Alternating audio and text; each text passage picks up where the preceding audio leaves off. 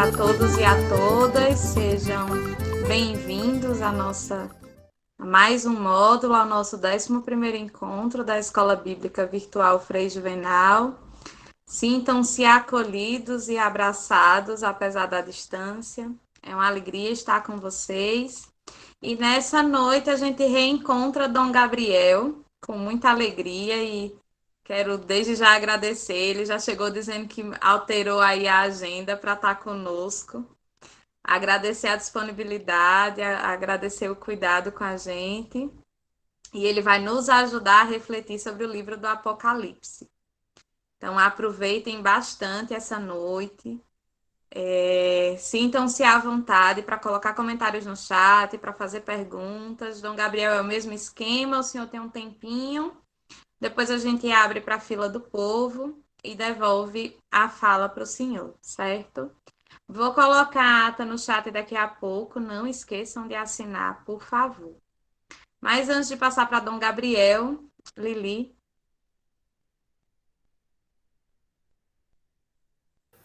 Boa noite, paz e bem a todos e a todas. Sejam bem-vindos. Mais uma noite, nós estamos aqui reunidos e reunidas para refletir sobre a palavra de Deus, meditar, guardá-la no coração. Em nome do Pai, do Filho e do Espírito Santo. Amém. A gente, nessa noite, tem como tema sonhar, esperar e resistir. E pensando nesse momento de oração, me veio à mente um canto de Zé Vicente que diz: quando o dia da paz renascer, quando o sol da esperança brilhar, eu vou cantar. Quando o povo nas ruas sorrir e a roseira de novo florir, eu vou cantar. Quando as cercas caírem no chão, quando as mesas se encherem de pão, eu vou cantar. Quando os muros que cercam os jardins, destruídos então os jasmins, vão perfumar. Vai ser tão bonito se ouvir a canção cantada de novo, no olhar da gente, a certeza do irmão reinado do povo. Quando as armas da destruição, destruídas em cada nação, eu vou sonhar, e o decreto que encerra a opressão, assinado só no coração, vai triunfar. Quando a voz da verdade se ouvir e a mentira não mais existir, será, enfim, tempo novo de eterna justiça, sem mais ódio, sem sangue ou cobiça, vai ser assim. Então, que o nosso encontro de hoje possa, a partir desse canto, a partir dessa poesia, encher o nosso coração de esperança, de coragem, para sonhar, esperar e resistir. Amém. Amém. Obrigada, Lili. Dom Gabriel, seja bem-vindo à nossa roda, à nossa sala. Fique à vontade. Sim, boa noite a todos e a todas. Agora, a tarefa de hoje, não digo que é impossível, mas quase. Porque o Apocalipse é um livro maravilhoso. E, entre outras coisas, queria dizer que é um livro que, apesar das aparências, é cheio de esperança. É um livro que nos abre para o positivo, para o otimismo, para a esperança. Só que é escrito numa linguagem que coloca muitas dificuldades.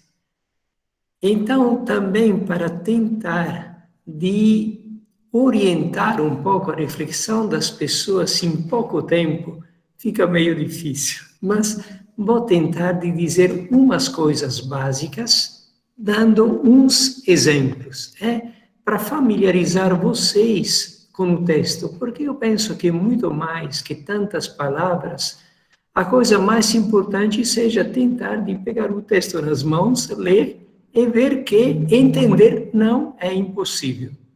Pelo contrário. Então, vamos dizer uma coisa interessante. Então, o Apocalipse é um gênero literário.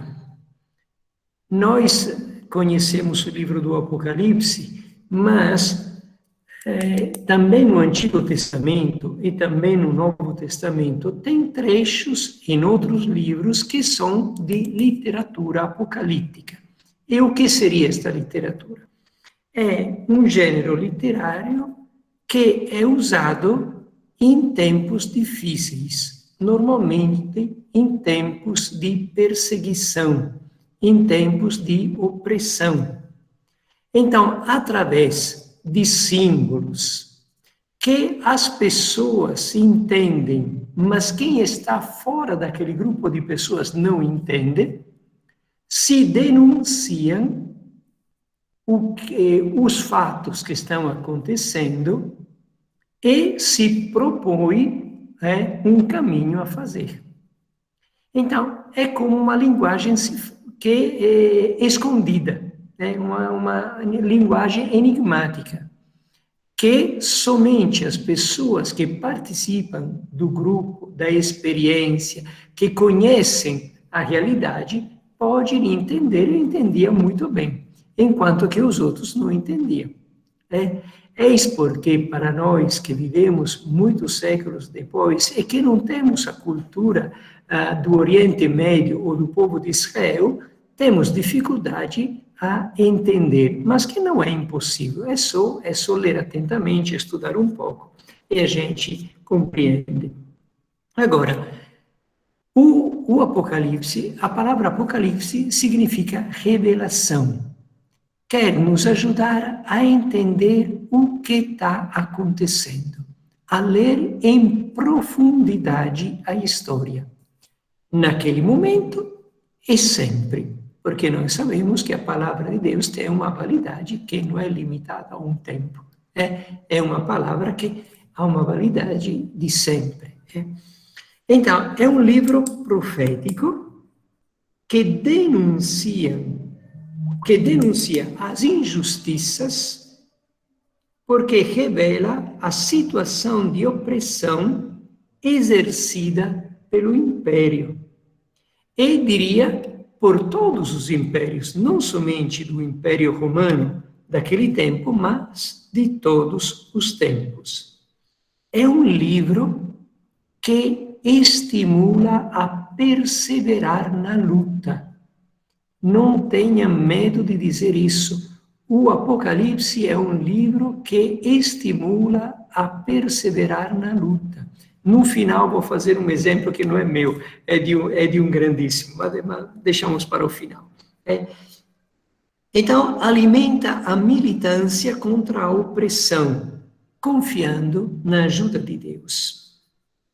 O Apocalipse é profecia em tempo de dominação de impérios. Por um lado, denuncia sua violência, sua exploração e o uso que fazem da religião para se apresentar como sagrados, exigindo culto ao imperador.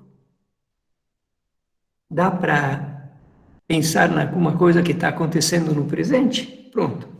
Revela a consciência de que não é possível fazer acordos com o dragão e com a besta. Então, é um livro que quer fortalecer a resistência contra os valores do império do capital globalizado, como o individualismo, a competição, o acúmulo de bens materiais, o endeusamento das riquezas, a corrupção e todas estas coisas. Está tudo contido dentro destas páginas do Apocalipse.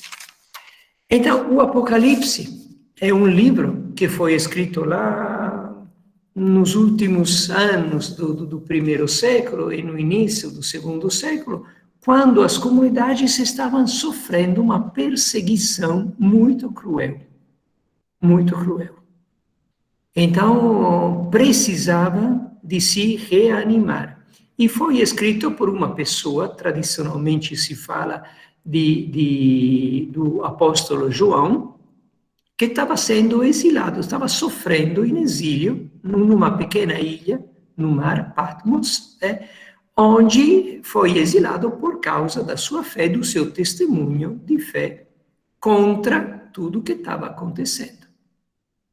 Então, é um livro que nasce por causa da perseguição e por causa da resistência a essa perseguição. Normalmente, o livro do Apocalipse é colocado dentro dos escritos das comunidades que são seguidoras do apóstolo João, chamadas de comunidades do discípulo amado, porque no Evangelho se fala sempre do discípulo amado, que a tradição depois se identifica com João. Eram comunidades diferentes das outras. E por isso tem uma força especial estas comunidades. Eu, pessoalmente, gosto muito da teologia, dos escritos das comunidades do discípulo amado. Eram comunidades diferentes. Surgiram ao redor de Madalena, de Maria e Marta e de outras mulheres que tinham nestas comunidades um papel de liderança muito forte. E ao redor da mensagem de João, que falava muito sobre o amor, sobre a igualdade entre as pessoas. Eram comunidades não hierarquizadas, e por isso, se por um lado esta era a força delas, por outro lado era também a fragilidade delas, porque surgiam também divisões e brigas no interno.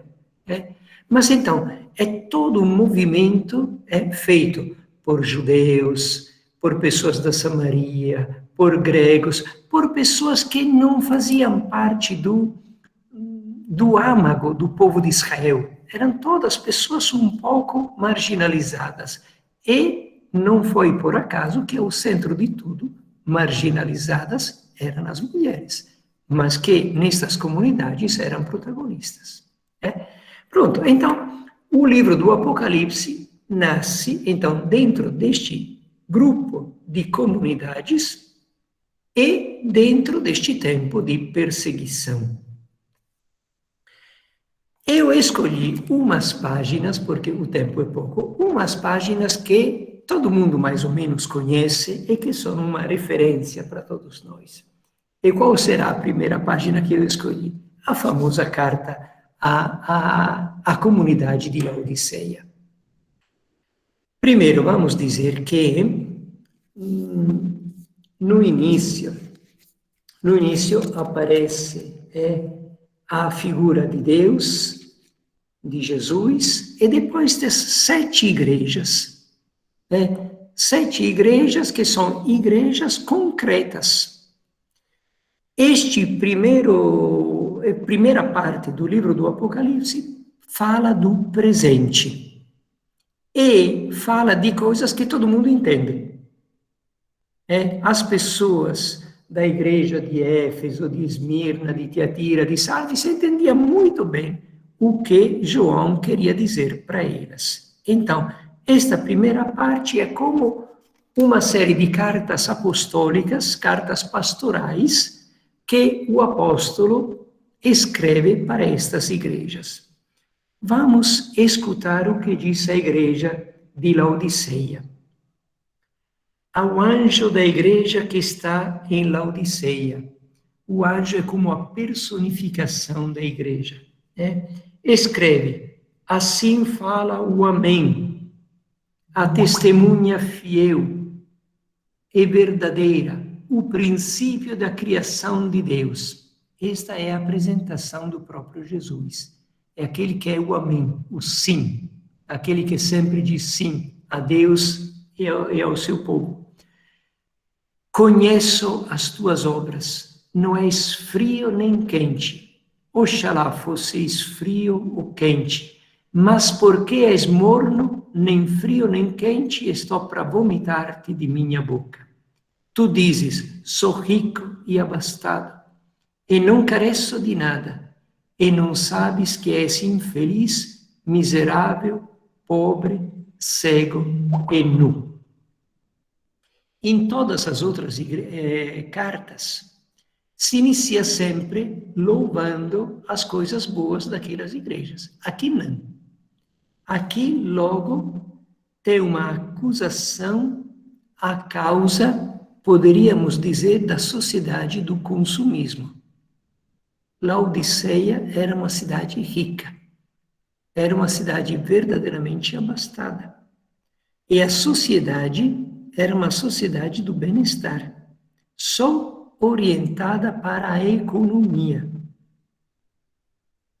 Nesse tipo de mentalidade, não se luta contra Deus. Vocês estão vendo, a nossa sociedade não é uma sociedade que luta contra Deus, se preocupa só em escantear Deus. Se diz que Deus está acima de tudo, desculpe, mas a bateria... Pronto. Se diz que Deus está acima de tudo, mas de fato se faz o contrário do que Deus diz. E se tenta de batizar coisas que não têm absolutamente nada a ver com Deus. É o que estava acontecendo em Laodiceia, é o que está acontecendo conosco. O rico é cego, porque tem tudo e pensa de não precisar de mais nada. A sua riqueza já é o suficiente. E nós temos discursos aqui em que se tenta demonstrar que a riqueza é o verdadeiro presente de Deus. Vocês veem como é? Então, o que é que se disse nesta página?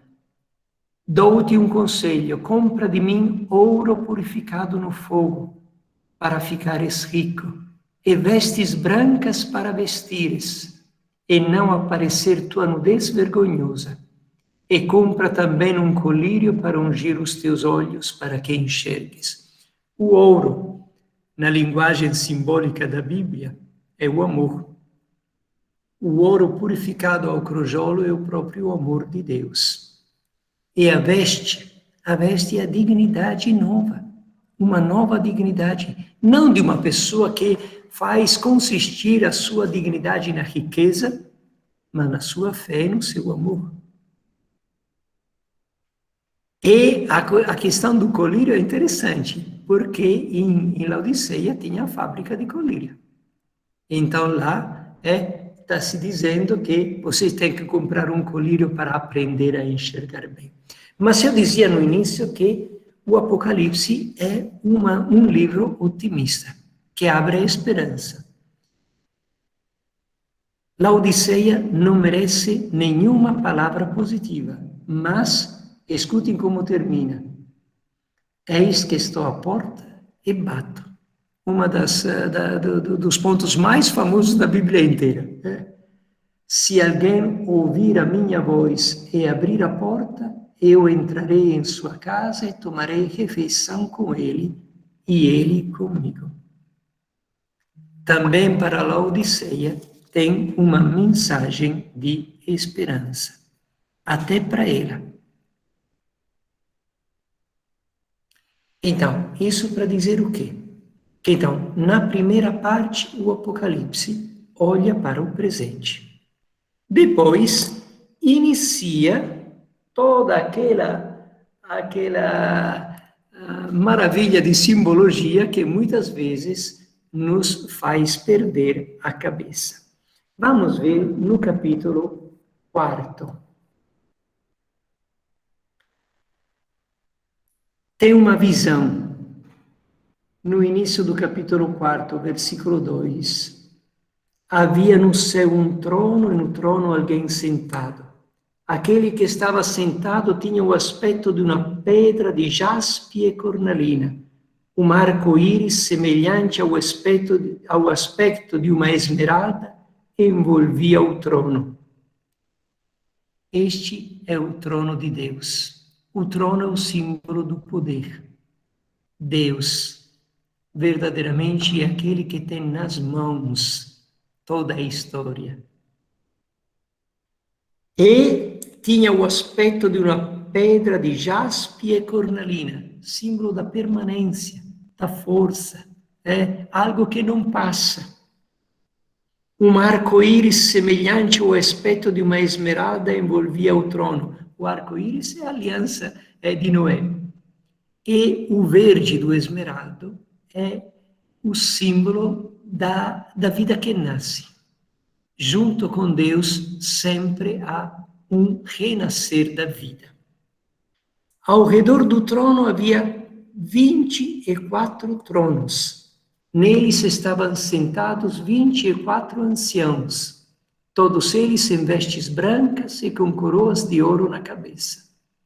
Do trono saíam relâmpagos, vozes e trovões. Diante do trono estavam acesas 7 lâmpadas de fogo, que são os 7 Espíritos de Deus. Na frente do trono havia como que um mar de vidro semelhante a cristal. No centro, em volta do trono, havia 4 seres vivos cheios de olhos pela frente e por detrás. O primeiro ser vivo era semelhante a um leão, o segundo era semelhante a um touro, o terceiro tinha um rosto como de ser humano, o quarto era semelhante a uma águia a voar. Rapidinho. O trono, ao redor do trono, as personagens, 24 anciãos. E aqui é uma maravilha, porque 24 anciãos é a comunidade perfeita. São os 12 que vêm do Antigo Testamento e os 12 que vêm do Novo Testamento. É a continuidade do povo de Israel que se renova no Novo Testamento e que formam a nova comunidade. Porque nós, como cristãos, nós levamos a sério o Antigo Testamento e vemos como Jesus é o cumprimento de toda a caminhada também do Antigo Testamento. Mas a coisa bonita é que nós olhamos no futuro o que nós seremos. Deste futuro nós nascemos. Nós somos filhos desta comunidade perfeita que está lá diante de Deus e que é como a síntese da fidelidade do Antigo Testamento e do Novo Testamento. O presente da nossa vida de fé vem de lá. A Bíblia sempre quer nos mostrar a meta para a qual nós estamos caminhando. E o mar é o símbolo da destruição, é o símbolo do nada, que está aos pés do trono. Deus subjuga o mar, domina o mar. E os 4 seres vivos são a união do céu e da terra, de tudo que é acima do mundo e de tudo que pertence ao mundo. E as características do leão, do touro, do anjo e da águia são características dos seres vivos. A força, a fecundidade, a capacidade de racionalizar e a águia, a elevação, é o dinamismo de cada ser vivo. Toda a realidade tem sentido porque estes seres vivos estão cheios de olhos. O que significa isso? Toda a realidade tem sentido e não está perdida porque está sob o olhar misericordioso de Deus. Quando vocês encontram todos os olhos, saibam que se pertencem a... Olhos significa o olhar, é a força. Se for olhos em anjos, é símbolo da força de amor de Deus. Se for os olhos da besta, é símbolo do poder destruidor da besta. Tá? Então, é assim. Os olhos são este símbolo assim. Então, o mundo, vocês veem a esperança. O mundo tem sentido porque está sob o olhar do amor de Deus. O Salmo 139, que eu sempre gosto de dizer, eu posso pegar também as asas da aurora para chegar até do outro lado do mar. Posso me esconder na treva mais profunda, mas o teu olhar misericordioso sempre me acompanha. É a mesma coisa. Agora, No capítulo 5, nós encontramos o livro e o cordeiro. Aqui é interessante. Eu vi na mão direita daquele que estava sentado no trono um livro escrito por dentro e por fora, lacrado por 7 selos. O que é este livro? Que é um mistério. É um livro estranho, porque normalmente os livros eram escritos só por dentro. Não, este é escrito por dentro e por fora. Mas ninguém pode ler. É um livro da história. Ninguém pode entender o sentido da história. Não somos capazes de ler a história, o seu senso. O Cordeiro, que é o protagonista verdadeiro de todo o livro do Apocalipse, e que é o Cordeiro do Êxodo, é o Cordeiro que é o servo de Javé, do livro de Isaías, que é Jesus, o Cordeiro de Deus, que é Jesus. Ele é o único que nos ajuda a entender o sentido da história. Olhando para Jesus, para a sua morte, paixão, morte e ressurreição, temos a capacidade de ler o sentido inteiro de toda a história. E, de fato, no versículo 6 está escrito: eu vi também no meio do trono e dos 4 seres vivos e no meio dos anciãos um cordeiro, de pé como que imolado. Ele tinha 7 chifres e 7 olhos, que são os 7 Espíritos de Deus, enviados por toda a terra. Um cordeiro, como que imolado, paixão e morte de cruz, mas de pé, a ressurreição de Jesus. Ele tem todo o poder, os chifres são símbolo de poder. Então, que tem 7, 7 é o número perfeito, é a perfeição. Então, que tem todo o poder do amor. 7 chifres e 7 olhos, que são os 7 Espíritos de Deus enviados por toda a terra. Os 7 Espíritos de Deus são o Espírito Santo, o amor de Deus, que ele envia para toda a terra. Então, aqui inicia toda a liturgia de abertura dos selos, que nos mostra como a história está cheia de violência. Está cheia de violência. Você lê as páginas depois, você encontra todo o horror da história. Mas tem também o cavalo branco da vitória de Jesus Cristo. E cada um pode ser, sim, vítima da história, mas pode aceitar também de ser salvo pela vitória de Jesus Cristo. Toda esta liturgia dos 7, com todas as trombetas e tudo o que acontece com os cavalos que aparecem, só quer dizer que na história tem muita violência, mas age também sozinho, parecendo incapaz, mas forte, porque cheio de toda a força do amor de Deus, tem também Jesus, que age para a nossa salvação. E agora vamos por um momento ao capítulo 12, que é uma das páginas mais famosas também da Bíblia, porque aparece um grande sinal.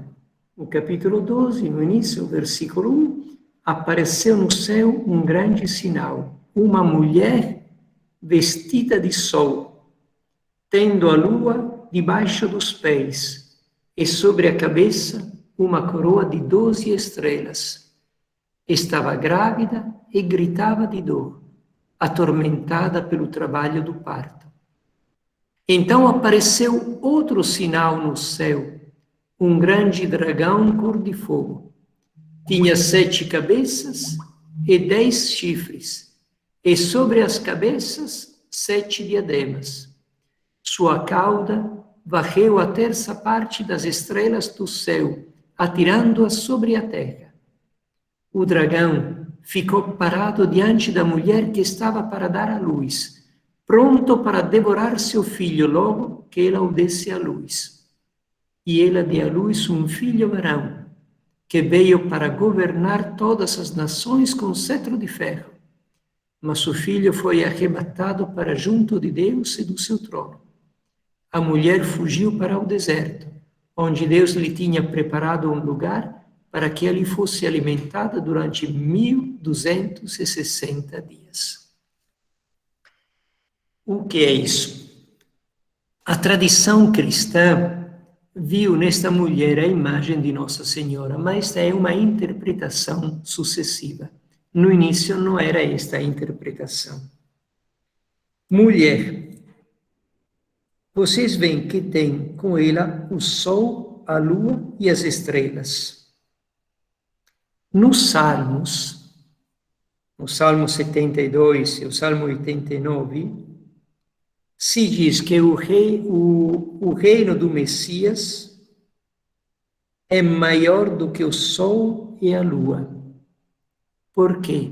O sol e a lua são aqueles que fazem o tempo, que determinam o tempo. O passar do tempo se vê por causa do sol e por causa da lua. É dia, é noite, é dia, é noite. Né? É o tempo que vai na frente. Então, se quer dizer que esta mulher é eterna, é maior do que o sol e da lua. Então, mulher é o símbolo do povo messiânico, é o símbolo da igreja, do povo de Deus definitivo, que para sempre ficará perto de Deus. E que depois nós que conhecemos ser simbolizado também em Nossa Senhora.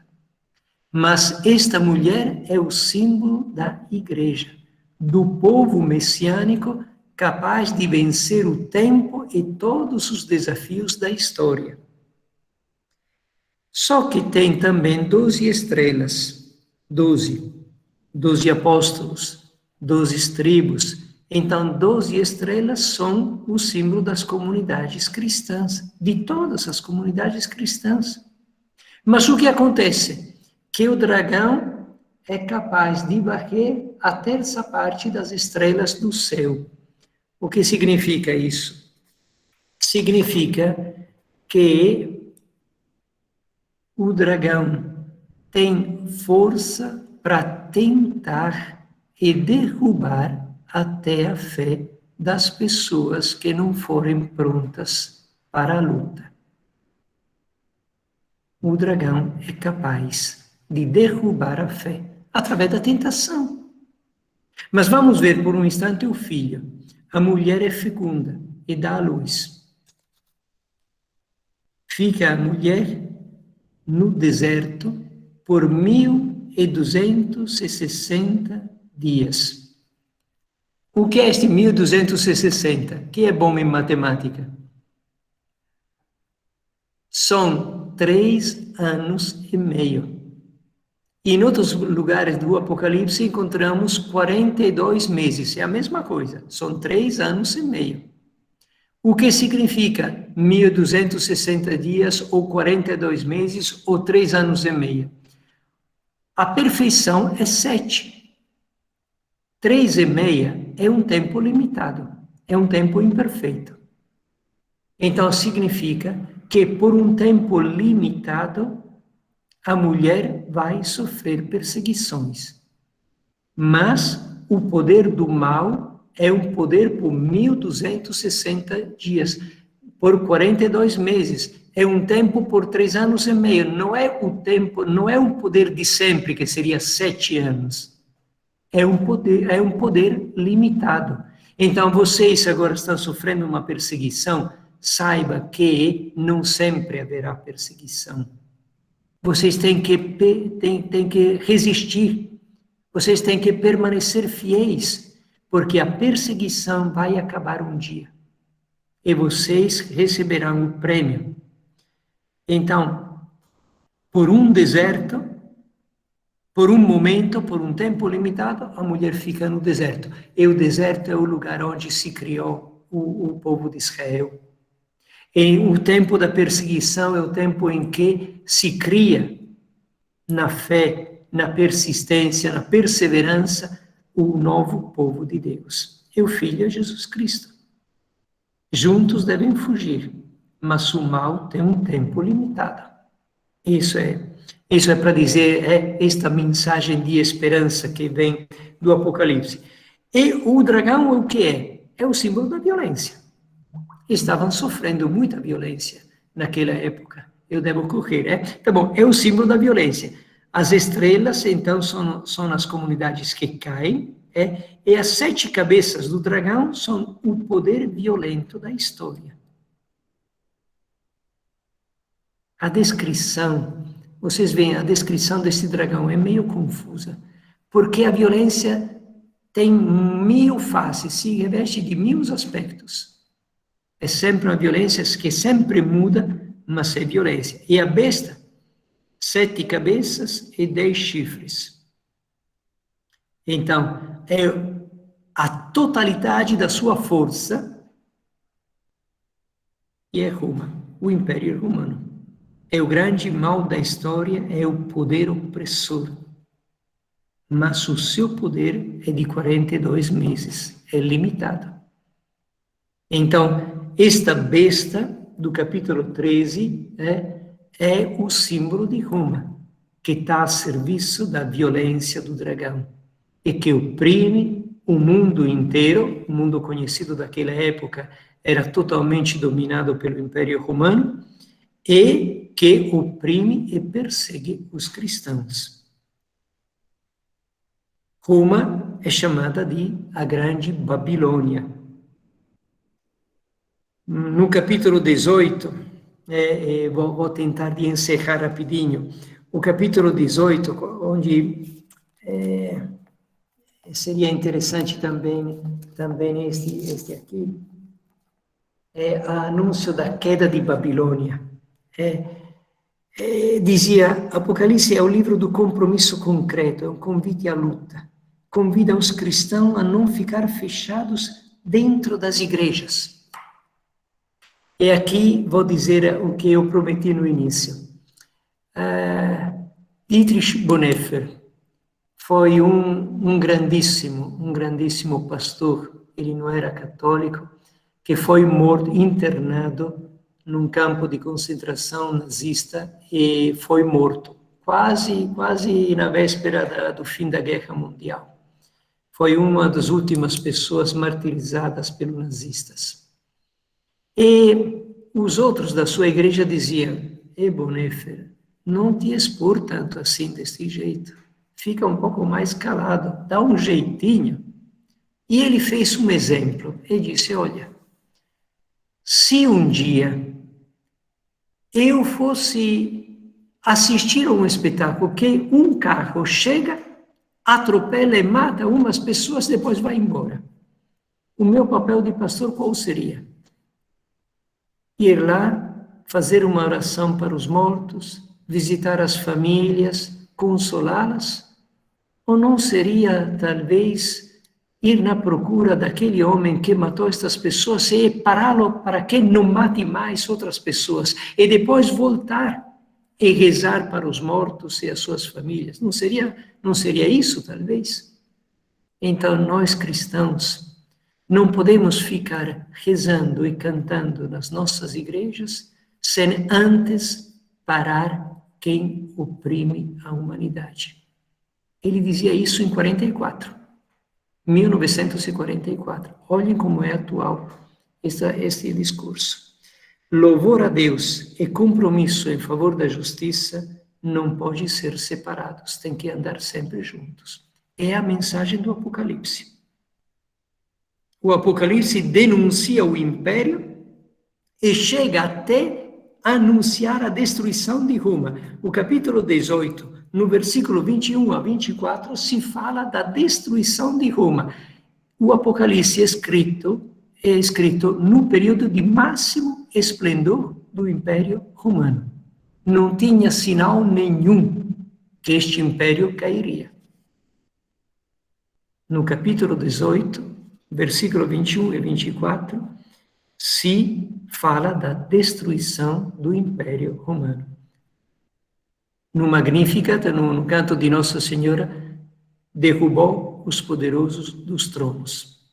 E nós temos que saber que todos os poderosos de todos os tempos um dia vão cair do seu trono, assim como aconteceu com Roma. E como vai acontecer com os de hoje. Tá bom. Este discurso, e depois tem a destruição de Roma. É isso aqui. Este discurso da destruição de Roma é feito, por um lado, para animar os cristãos que estavam sofrendo por causa da opressão. Mas cuidado, este discurso era feito também para as comunidades frágeis, porque nunca os cristãos são perfeitos. Nós também temos as nossas tantas fragilidades. Então, este discurso era feito também para os cristãos frágeis que, olhando para o poder do império e olhando para a fragilidade delas, poderiam ter a tentação de querer criar estruturas parecidas àquelas do império, para mostrar uma igreja forte, uma igreja rica, uma igreja poderosa, uma igreja que se impõe aos outros. Olha, mas isso acontecia só naquele tempo, hoje talvez na China. Mas é feito para dizer isso. Apocalipse faz a proposta da pobreza. Sereis fortes se tiverdes fé na força da cruz. Esta é a mensagem que nos vem do Apocalipse.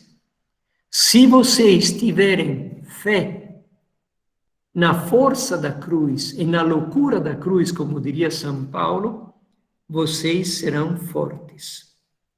Quando se procura construir uma igreja forte e rica, é como se quiséssemos encontrar uma poltrona bem confortável para ficar sentadinhos aos pés da cruz.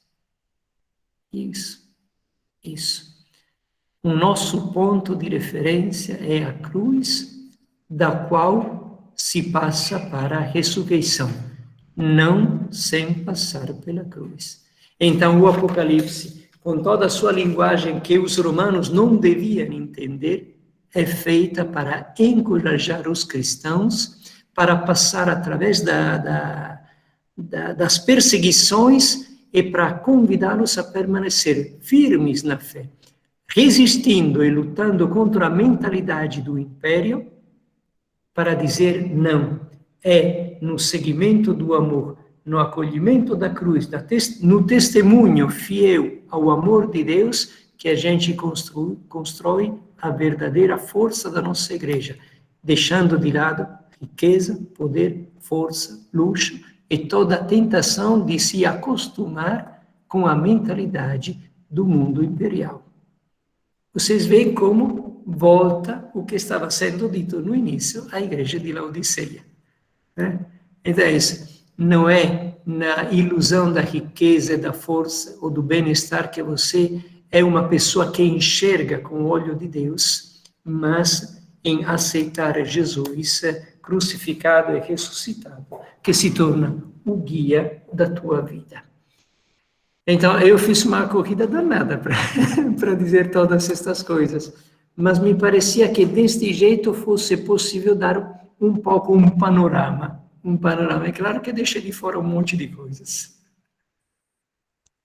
Cumpriu a missão impossível que o Senhor anunciou, fez um caminho bem leve, né? Trouxe exemplos lindos, nos acalentou. Hermínia colocou no chat o tempo, né? Tem uma criatura aí que está quase 3 anos e meio, então vai acabar, né? É passageiro. Acalenta o nosso coração e sempre é uma alegria poder lhe ouvir. E aí a gente tem um tempinho para a fila do povo, então quem quiser fazer suas contribuições, intervir, pode ligar o microfone ou colocar no chat.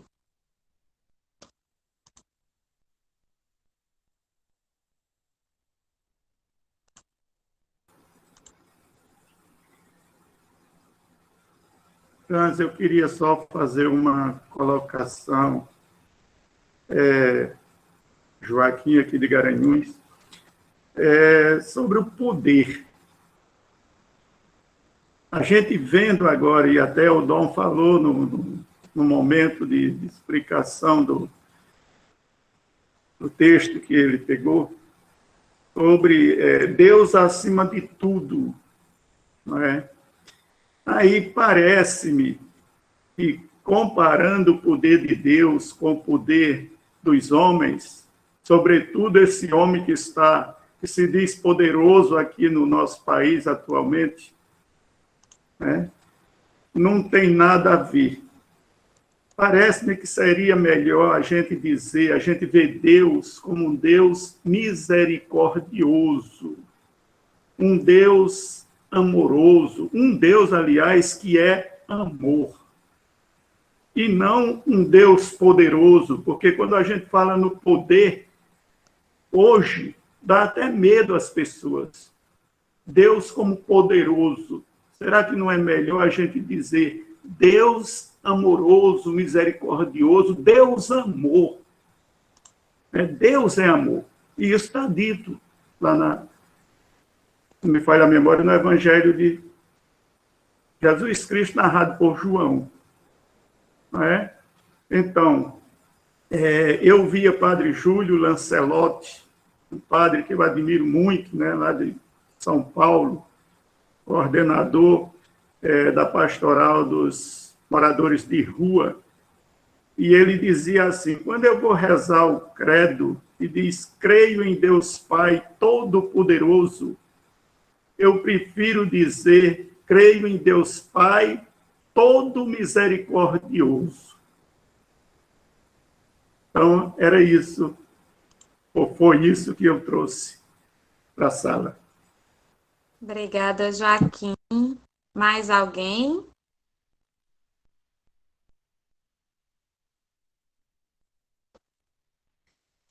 Eu gostei muito, viu, Dom Gabriel, a sua fala, muito, muito legal, muito obrigada. E eu acredito que talvez nas nossas comunidades ou nos nossos grupos, a gente também precise desenvolver uma fala que o poderoso não entende, né? Que o poder que está aí não consegue entender, não consegue interferir no nosso jeito de ser solidário, de querer assumir esse poder de maneira partilhada e tal. Então, seria até interessante a gente poder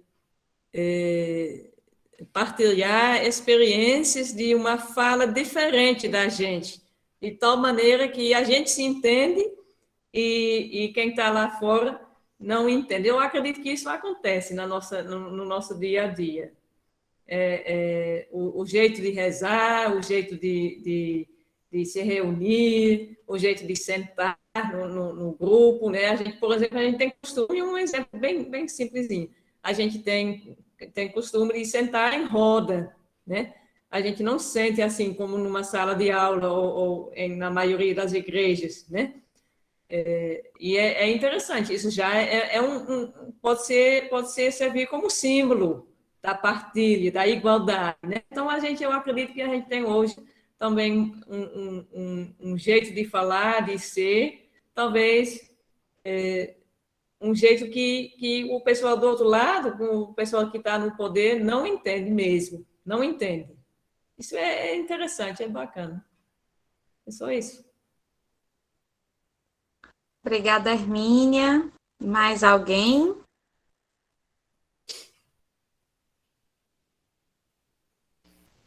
Eu gostaria de agradecer mais uma vez ao Dom Gabriel. É alegria tê-lo conosco, viu? Como nos enriquece. E assim, a gente reflete muito, né? Como a história se repete e como algumas pessoas querem mantê-la igual, né? Porque a gente vê aí a forma de opressão, né? Pessoas que se deixam levar, que se enganam com facilidade. Como nós somos frágeis, né? E assim, isso que a Hermínia coloca é interessante, mudarmos também nossa linguagem, mudarmos nossas... Quer dizer, nós já temos uma forma diferente, né, de agir, mas é tão difícil a gente ver pessoas que não escutam, né, que se deixam levar por qualquer coisa, né? Tem essa teologia da prosperidade que o senhor falou aí um pouco, né, quando fala dessa questão do poder, do ter. Então, assim, precisamos... a gente vê muito refletido hoje o que acontecia naquela época e vem acontecendo com o povo de Deus, né? Um povo que sofre, mas também que resiste, né? Que tem, acho que a esperança é o caminho e essa luta constante que a gente vê, que a gente percebe nas pessoas e todos diante da pressão, principalmente, né? Então, buscar caminhos, buscar formas e continuar persistente e acreditando. Eu admiro muito o povo de Deus, essa caminhada, principalmente bíblica. Esse exemplo que a gente tem é muito forte, né? De enfrentar tantas coisas e conseguir avançar, porque hoje a gente ainda fala, hoje nós estamos aqui graças a todo esse caminho que foi feito, né? Que foi construído. Então, assim, só gratidão, né? Muita coisa para refletir. Vou ler o Apocalipse com outro olhar. Quero ler todinho com outro olhar, pegando mais reflexões, né? E vai ajudando a gente a enxergar um pouco mais tudo isso. Obrigada, viu?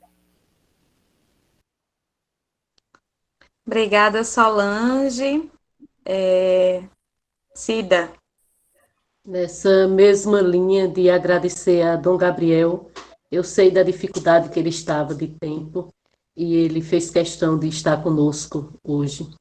E é muito bom a gente ter um pastor amigo que está próximo da gente, ajudando a gente e acreditando nessa caminhada. A gente fica muito feliz com isso.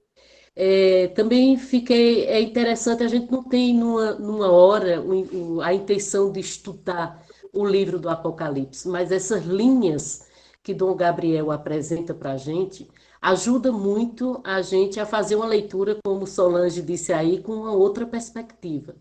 Então, pensar num livro que foi pensado num gênero textual próprio para a gente ler, para rezar em tempos difíceis, é um livro muito atual. Para que tempo mais difícil do que isso? E eu fiquei pensando, ele falando desse gênero literário, dessa simbologia que não era para todo mundo entender, eu fiquei pensando no pessoal, na época da ditadura aqui, por exemplo, Chico Buarque e tantos outros artistas, eles perseguidos, muitos foram presos, tudo, mas eles usavam da arte, da linguagem, um jeito de falar a verdade sem... de modo que eles não encontravam provas concretas. Por exemplo, quando Chico Buarque canta Apesar de você, amanhã há de ser um novo dia, hoje você é quem manda, falou, está falado, mas isso vai mudar. E como é que você vai reagir? Como você vai ficar quando o povo explodir de alegria, quando o povo na praça cantar? Então, há essa vontade de se produzir algo que ajude a alimentar a luta, a alimentar a esperança. E eu acho que o tempo que a gente está vivendo é muito propício para a gente ter esse tipo de reflexão, essa leitura, para a gente se segurar nisso e alimentar a esperança da gente, fortalecer a luta e a gente precisar estar cada vez mais firme nessa caminhada, diante da realidade da sociedade e também diante da realidade dentro da nossa própria igreja, que nos questiona, que deixa a gente muitas vezes sem entender muito o jeito de viver a fé, desencarnado da realidade. Então eu fico feliz com isso e fico com minha fé a mais alimentada no sentido de viver melhor a palavra de Deus. E eu acho que o que vai garantir o caminho que a gente está seguindo, se de fato é esse o caminho mesmo, é a proximidade da gente com os pobres, com os injustiçados. Quanto mais próximo dos pobres, quanto mais próximo dos injustiçados, das pessoas, dos que sofrem, mais garantia dá para nós de que a gente está próximo do Evangelho, está vivendo o Evangelho. Eu acho que o exemplo que Joaquim deu do padre Júlio Lancelotti é uma referência legal para a gente. O próprio testemunho de Dom Gabriel, na sua simplicidade e tudo, é um testemunho para a gente Porque quando a gente vê também, fica triste quando vê que tem outros pastores que estão aí, inclusive participando de programas aí a favor de Bolsonaro, e a gente fica triste, por que isso? Mas entre nós, também cristãos, leigos, tudo também faz tanta besteirada por aí. E a gente precisa se segurar nesses exemplos, nesses testemunhos, para alimentar a nossa fé e continuar firme na caminhada em direção de vida melhor para todo mundo. Feliz demais, Dom Gabriel, pela sua participação aqui com a gente, por ter ajudado a gente nessa reflexão. Obrigada, Cida. Antes de passar para Dom Gabriel, também externar a nossa gratidão, né, por essa noite, por quem está trilhando esse caminho conosco. São 11 encontros. Né? Próximo dia 6 de setembro, a gente se encontra para encerrar essa etapa da Escola Bíblica Virtual. Então, desde já agradecer a todos e todas que estão conosco e que acompanham. Também podem acompanhar pelo YouTube depois. Então, Gabriel, muito obrigada pela disponibilidade, né, por estar conosco, por trazer essa leveza, por fazer esse caminho e nos trazer tantas chaves de leitura. Né? São 2 encontros muito ricos e agradecer por isso. E aí eu passo a palavra para o senhor tem aí uns 5, 10 minutinhos, use o tempo como achar melhor. E aí quando encerrar, encerre com a sua bênção, né? Nos abençoe para essa noite de descanso, né? Para continuarmos alimentando a nossa esperança. E aí eu queria quem pudesse que ligasse a câmera para a gente ir fazendo o registro dessa noite. Sim, sim. Então, Eu vou desligar. posso dizer, sim, respondendo um pouco. Sim, que sim, de fato Deus é amor. Está na primeira carta de João, ao capítulo 4. É uma carta que convido a ler, a refletir e a meditar bastante. É uma carta em que se expressa do jeito mais aberto, mais claro que Deus é amor. Mas a coisa interessante também que diz assim, no amor não há temor. Ao contrário, o perfeito amor lança fora o temor, pois o temor implica castigo, e aquele que teme não é perfeito no amor. E nos ajuda a entender que o tempo das ameaças ou das guerras de religião é um tempo que nem deveria ter existido nunca. Que não podemos ameaçar ou amedrontar em nome de Deus, porque Deus é amor. Então, quando a gente tem medo ou dá medo, é um problema sério. Eu penso que à luz um pouco do que o Apocalipse nos diz e do que nós estamos vendo e vivendo, temos que aprender a sermos cristãos que não têm medo de ninguém e que não dão medo em ninguém. Eu acho que isso deveria ser uma coisa importante para nós, se nós queremos ser de verdade filhos de um Deus que é amor. E é verdade que quando a gente fala de um Deus todo-poderoso, a gente nunca entende bem, porque, na verdade, o que queria dizer é todo-poderoso no amor, não em outras coisas. Mas é claro que depois a gente projeta em Deus tudo que nós queríamos que Ele fosse, de acordo com a nossa pequena mentalidade. Mas sim, eu estou de acordo com Joaquim e com o Padre Lancelotti, um Deus misericordioso, um Deus atento, um Deus cheio de amor, para repetir a linguagem do Apocalipse, um Deus cheio de olhos para nos olhar e para nos acompanhar e proteger. Sim, então é assim, é o tempo que nós estamos vivendo, é um tempo em que nós somos chamados a reconhecer este Jesus presente no meio de nós. Jesus que não faz preferência de pessoas. Ele leva consigo o bandido que estava crucificado ao seu lado. É o Jesus que devolve a dignidade aos pecadores ainda antes que eles peçam perdão. É Jesus que se identifica com o pobre, com o excluído. O Jesus que eu posso encontrar e acompanhar em cada pobre, em cada pessoa simples, em cada pessoa excluída do mundo. Um Jesus que com certeza nunca vou encontrar na ponta de uma faca ou na ponta de uma bala. Isto é evidente. Então, discípulos cheios de amor de um Deus amor. Então, isso, diria. Então, ler os nossos tempos também com a mesma ótica do livro do Apocalipse, para suscitar e fortalecer em nós a força da fé, que é a força da fé que nos leva a agir no mundo como testemunhas fiéis. No Apocalipse se fala também dos testemunhas, e testemunhas que são até mortos. Mas não é o problema. O problema sério para um cristão não seria tanto ser morto. Me parece que eu dizia isso a última vez, a vez passada. O problema de um cristão seria matar, seria fazer violência.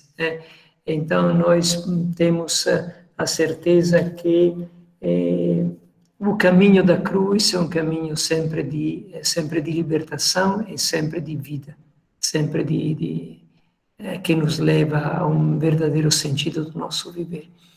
Eu não lembro todas porque, infelizmente, estou num lugar onde escrever é difícil, então não anotei as outras coisas que foram ditas, não sei se eu respondi às perguntas. Mas, de qualquer jeito, muito obrigado. Estão me pedindo a bênção são vocês.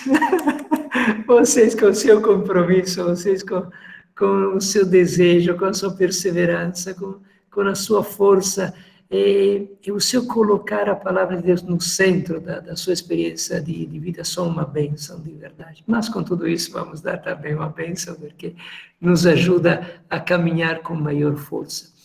Quando cada um de vocês pegará na mão o livro da Bíblia e abrirá nas páginas do Apocalipse, não tenha medo, né? Todo símbolo tem uma explicação. Então, é só se informar um pouco e vão encontrar uma resposta, às vezes uma nota no rodapé, às vezes uma introdução da Bíblia, ajuda a entender muitas coisas. A coisa importante é que tenha entendido que o Apocalipse quer fazer de nós cristãos que sabem lutar, que sabem defender uma vida cristã que é amor, e que amor que quer abraçar todas as pessoas, que não quer responder à violência com a violência, mas que, pelo contrário, quer afirmar a força do amor e da união num mundo que, por causa de estar ajoelhado diante da riqueza, nos divide, nos separa, nos coloca em competição um contra o outro. Então, não tenhamos medo. Então, com estas palavras, então vamos invocar sobre nós a bênção de Deus, deste Deus todo misericordioso, deste Deus cheio de amor, deste Deus que é presente e futuro para a nossa vida. No Apocalipse se fala de Deus que é como aquele que era, que é e que vem. Então, é aquele que dá sentido à nossa vida e que dá um futuro e dá uma certeza ao nosso viver. Em nome do Pai, e do Filho, e do Espírito Santo. Amém. E muito obrigado a todos vocês, viu? Tchau.